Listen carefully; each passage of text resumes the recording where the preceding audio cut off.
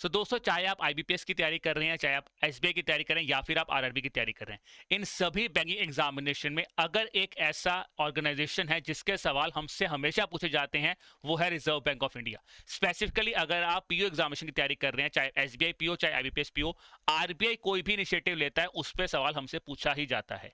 उसी कंटेक्स्ट में आज मैं आपके साथ 3 ऐसे आरबीआई के मैयर्स डिस्कस करने वाला हूं जो कि आरबीआई ने कंज्यूमर सेंट्रिक मैयर्स अभी रिसेंटली अनाउंस किए हैं।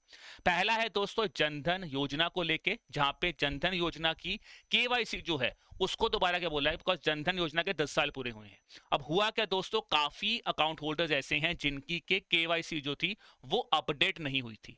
अब उसके लिए क्या किया है, पब्लिक सेक्टर बैंक्स ने बोला कि हम पंचायत लेवल पे जाएंगे, कैंप्स लगाएंगे और वहां पे जो केवाईसी है उसको री अपलोड करेंगे या फिर री केवाईसी वहां पे करेंगे। अब 1 जुलाई से 30 सितंबर तक ये कैंप लगने वाला है और ऑब्जेक्टिव बेसिकली क्या है कि हम डोर स्टेप सर्विसेज लेके जा रहे हैं।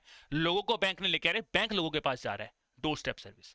दूसरा है दोस्तों, जो भी अगर किसी बंदे की डेथ हो जाती है तो उस के बाद जो भी उनके जो कह सकते हैं क्लेम्स है, जैसे बैंक अकाउंट हो सकता है, लॉकर हो सकते हैं, लॉकर के अंदर जो जो भी चीजें पड़ी हैं, तो उन सब चीजों को उनके नॉमिनी को या लीगल हायर को देने के लिए आरबीआई ने बोला है कि हमने एक स्टैंडर्डाइज फॉर्म बना दिया है और एक सिंगल यूनिफॉर्म प्रोसेस बनाया, जिसके अंतर्गत बैंक्स को बोला गया कि 15 दिन के बीच बीच में आपको ये चीजों को सेटल करना है।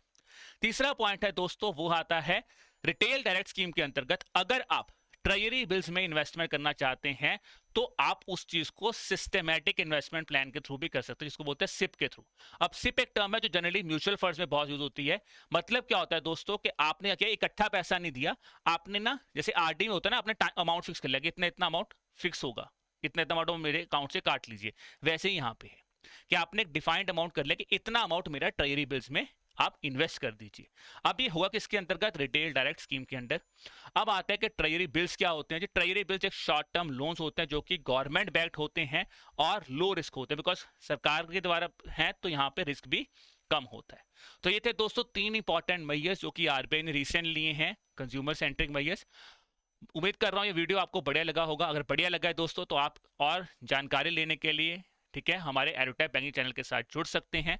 प्लस अगर आपको चाहिए कि मेरी प्रिपरेशन में मुझे गाइडेंस मिल जाए, एक मेंटरशिप मिल जाए और एक कॉम्प्रिहेंसिव कोर्स भी मिल जाए जहां पे मैं एक ही जगह पे पूरी तैयारी कर सकूं, तो उसके लिए आप हमारे बैंकिंग एग्जाम महापैक कोर्स के साथ जुड़ सकते हैं। इसके साथ जुड़ने के लिए दोस्तों आपको हमारी वेबसाइट पर जाना पड़ेगा, यानी कि वेबसाइट है www.edotap.in या फिर एडोटैप लर्निंग सोल्यूशन के प्ले स्टोर ऐप पे जाके भी आप इसके बारे में जानकारी ले सकते हैं।